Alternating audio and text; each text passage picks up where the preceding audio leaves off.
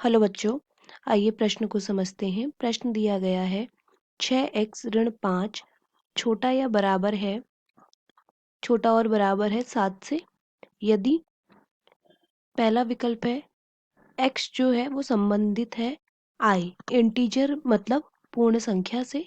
दूसरा विकल्प दिया गया है कि x संबंधित है r से, r जो है वो है वास्तविक संख्या। तो बच्चों इस प्रश्न में जो मुख्य अवधारणा का प्रयोग होगा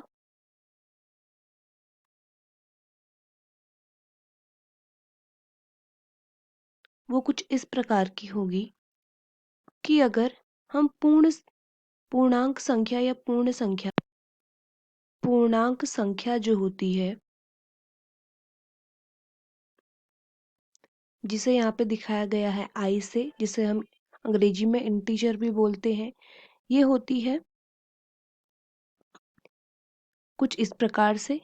हम इसे अगर एक रेखा में दिखाना चाहें तो 0 1 1 2 1 2 3 4 इसी प्रकार अनंत तक, और ऋण का 1 ऋण का 2 ऋण का 3 ऋण का 4 इसी प्रकार ऋण के अनंत तक और धन के अनंत तक। लेकिन यहाँ पे यह ध्यान देने वाली बात है कि ये नंबर पूरे पूरे होने चाहिए। अगर हम एक उदाहरण लें तो 5 10 11 ऋण का 12 ऋण का 20 ये सारे हैं पूर्णांक संख्याएं,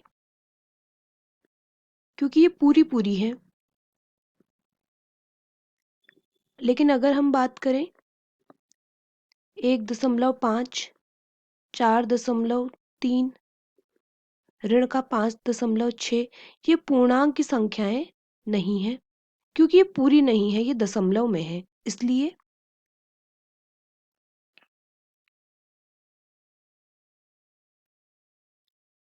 इसीलिए यह बात समझनी बहुत आवश्यक है कि पूर्णांक संख्याएं जो होती हैं वो पूरी पूरी होती हैं। अगर हम वास्तविक संख्याओं की बात करें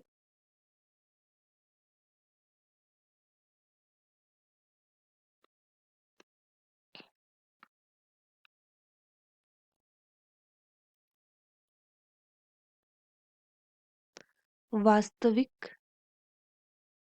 संख्याएं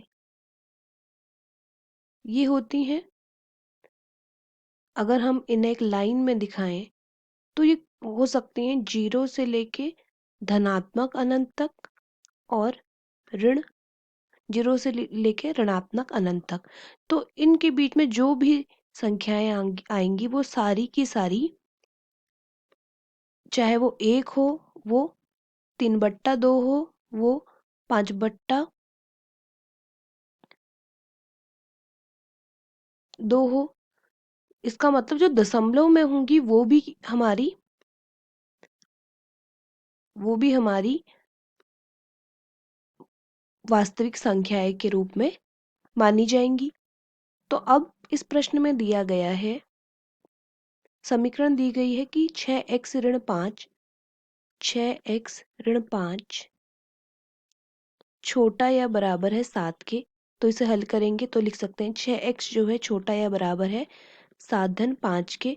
तो यहाँ से जो 6x है वो छोटा या बराबर है 12 के। इसका मतलब x का मान जो है वो है छोटा या बराबर 2 के। तो बच्चों यहाँ पर अगर हम पहला विकल्प लें कि जो है x है संबंधित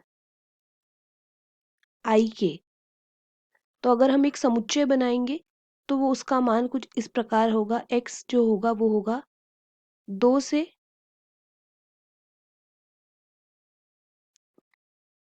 या हम लिख सकते हैं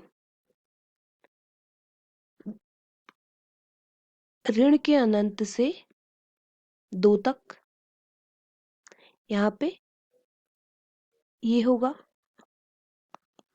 और यहाँ पे सिर्फ पूर्णांक संख्याएं आएंगी। अब अगर हम बात करें दूसरे विकल्प की, जहाँ पर x जो है वो संबंधित है r से, तो यहाँ पे अगर हम एक x का मान रखें तो ये हो सकता है ऋणात्मक अनंत से 2 के बीच में, लेकिन यहाँ पर जो है जो अंक होंगे वो होंगे वास्तविक संख्याएं। तो बच्चों इस प्रकार हमने दिखा दिया कि x जो होगा वो पूर्णांक और वास्तविक संख्याओं में उसका मान क्या क्या हो सकता है।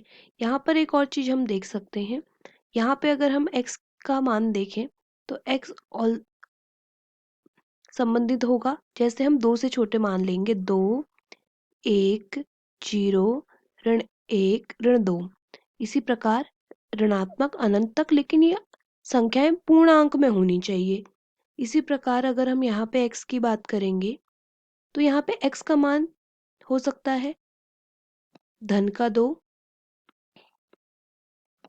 धन का 2, उसके बाद धन का 1.5, धन का 1 बीच में कई अंक आएंगे, धन का 1.2, फिर 1 हो सकता है, फिर 0.5 हो सकता है। इसी प्रकार यह हो सकता है ऋणात्मक अनंत तक। तो बच्चों हमने यहाँ पे देख लिया कि x के मान क्या क्या हो सकते हैं 2 दिए गए विकल्प में। आशा करते हैं आपको प्रश्न समझ आया होगा। धन्यवाद।